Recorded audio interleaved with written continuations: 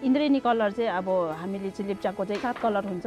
7 कलरको महत्त्व छ नि त्यसमा चाहिँ अब यो प्रकृतिसँग मिलेको।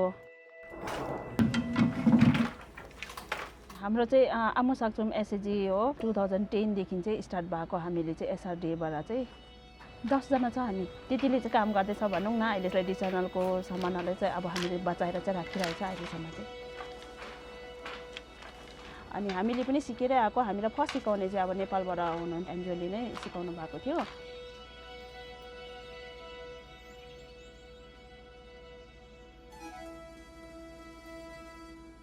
खासैमा चाहिँ यो सिस्नुको चाहिँ हो, तर अब सिस्नुको मात्रै चाहिँ पुर्याउनु नसक्दाखेरि चाहिँ कटनको यो थक्रहरू अन्त खन्तासहरू लेप्चा ट्रेडिसनलमै आउँछ योहरू पनि सबै। सिस्नु डिमान्ड हुन्छ कि उनीहरूले अब हाम्रोमा सिस्नु छैन अहिले, अब मगाउनुपर्छ, बेसी दाम हुन्छ। माथि हाम्रो एउटा बारीमा थियो त्यो सिस्नु छैन अहिले, सिजनै छैन सिस्नुको।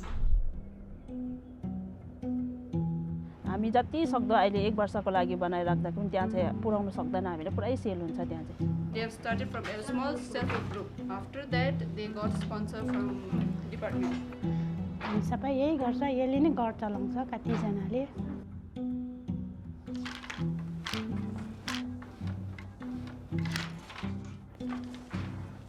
जेनेरेसनहरूले पनि अब उनीहरूले सिकोस् हेरोस् भनेर अहिले चाहिँ स्टुडेन्टहरू पनि जग्गा अब धेरै जग्गा स्टुडेन्टहरू पनि लिएर चाहिँ यहाँ देखाउनुहुन्छ हाम्रो यही वर्कसपमै। आफैलाई पनि खुसी लाग्छ कि अब हामीले चाहिँ यो काम गरेको चाहिँ पक्का राम्रो गरेको रहेछ जस्तो चाहिँ अब हामीलाई पनि त्यस्तै गर्व भइराखेको छ। अनि त्यसो बाहिर नै त्यस टुरिस्टहरू आउनुहुन्छ। सङ्कलङमा एउटा सानो हाम्रो एसएजीकै दोकान छ, त्यहाँबाट लिएर जानुहुन्छ। अब यहाँ हामीले यहाँबाट बनाएर पठाउँछ, तल दोकानबाट बेच्छ। अब कतिमा बेच्दैछ त्यतै डिल हुन्छ। हामीलाई खुसी नै लागिरहेको छ, किन अब हामीले यो काम गरेर नै अब हामीलाई धेरैले चिन्नुहुन्छ होइन।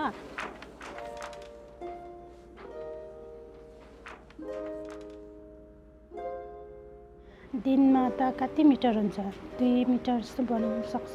अब टाइम पायो भने अब कोही बेला हामी सक्दैन, धागो पुरा टुटिन्छ, सक्दैन बनाउनु। 35, 40 अन्त 50 सम्मको चाहिँ छ हाम्रोमा। सबै साथीहरू मिलेरै काम गर्छ। मेरो कुरा पनि उसले खान्छ, उनीहरूको कुरा पनि मैले खान्छ, मिलिजुली नै गरिरहेछ अहिलेसम्म चाहिँ।